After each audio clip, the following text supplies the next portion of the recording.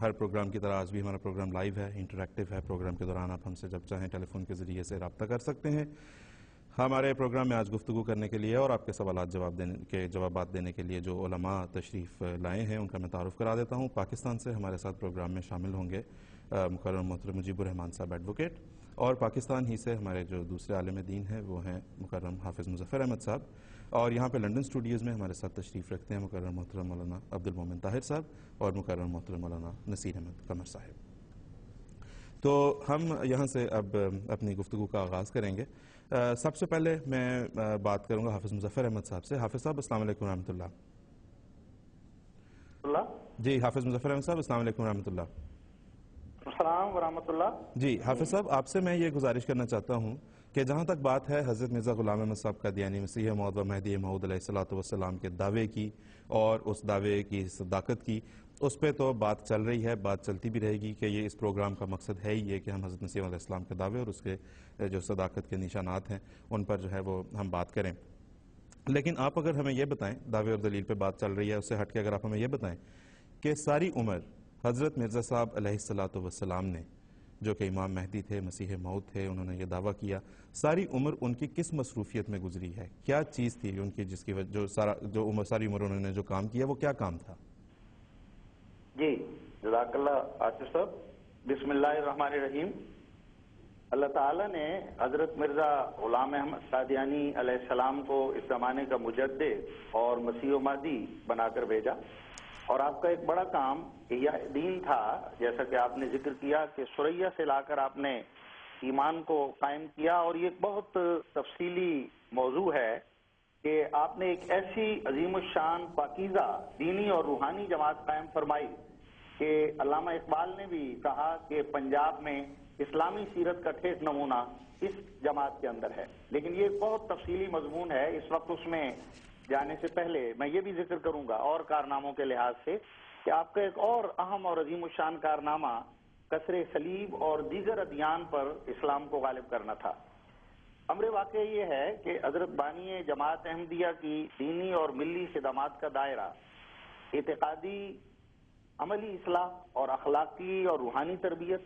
اور علمی کاوشوں کے لحاظ سے اتنا وسیع ہے کہ محدود وقت میں اس کا احاطہ کرنا ہی ممکن نہیں۔ آپ نے تو اپنے زمانے میں ایک چومکھی لڑائی لڑی، کیا آریہ اور کیا عیسائی اور کیا سکھ اور کیا مسلمانوں کے اندرونی اختلافات کی اصلاح، ایک طویل فہرست ہے آپ کے کارناموں کی، جس کے لیے آئندہ مختلف نشستوں میں اس کا ذکر جاری رہے گا۔ یہاں میں صرف یہ عرض کرنا چاہتا ہوں کہ جس زمانے میں اسلام تمام مذاہب کے حملوں کی زد میں تھا، اس وقت آپ نے اسلام کے دفاع کا بیڑا اٹھایا، جب مولانا حالی یہ کہہ رہے تھے کہ فریاد اے کشتی امت کے نگہباں،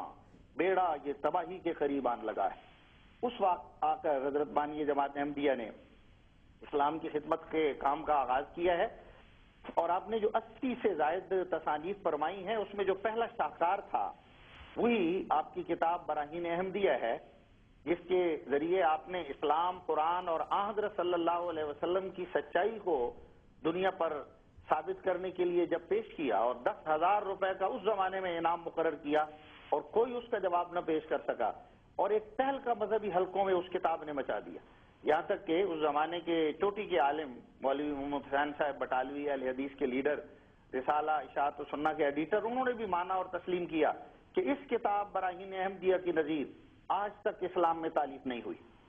دوسری طرف دیگر مذاہب کا جہاں تک معاملہ ہے، آریوں سے مقابلے ہوئے، عیسائیوں سے مقابلے ہوئے، مگر میں نے عرض کیا کہ کسر صلیب کے حوالے سے بات کروں گا۔ یہ پس منظر جاننا ضروری ہے کہ 19ویں صدی کا جو آخر ہے اس میں ہندوستان میں انگریزوں کی حکومت تھی، اور انگریز حکومت کی سرپرستی میں یہاں عیسائی مذہب کو پھیلایا جا رہا تھا۔ جہاں چند مبلغ ہوا کرتے تھے ایک صدی پیشتر، وہاں عیسائی مبلغین کی تعداد 10,000 ہو گئی۔ جہاں چند کتابیں چھپا کرتی تھیں وہاں لاکھوں کی تعداد میں تبلیغی کتابیں چھپنے لگی، اور جہاں چند 100 لوگ عیسائی ہو رہے ہوتے تھے وہاں 19ویں صدی کے آخر تک 10 لاکھ مسلمان عوام الناس میں سے عیسائی ہو گئے، اور 200 علماء تھے جنہوں نے عیسائیت کو قبول کیا، اور تو اور آگرے کی شاہی مسجد کے امام مولوی عماد الدین، پادری عماد الدین بن گئے۔ یہ ایک ایسا سیلابی ریلا تھا عیسائیت کی طرف سے جس میں پادری لیفرائے یہ اعلان کر رہے تھے اور قسمیں کھا رہے تھے کہ ہم سارے ہندوستان کو عیسائی بنا کر دم لیں گے، تو دوسری طرف مسٹر جان ہنری بیروز یہ دعویٰ کر رہے تھے کہ مکے اور مدینے پر ہم صلیبی جھنڈا لہرائیں گے، اور پادری فرینک بالٹ نے تو یہاں تک کہہ دیا کہ اب اسلام کے احیاء کی تمام تر کوششیں لاحاصل ہیں،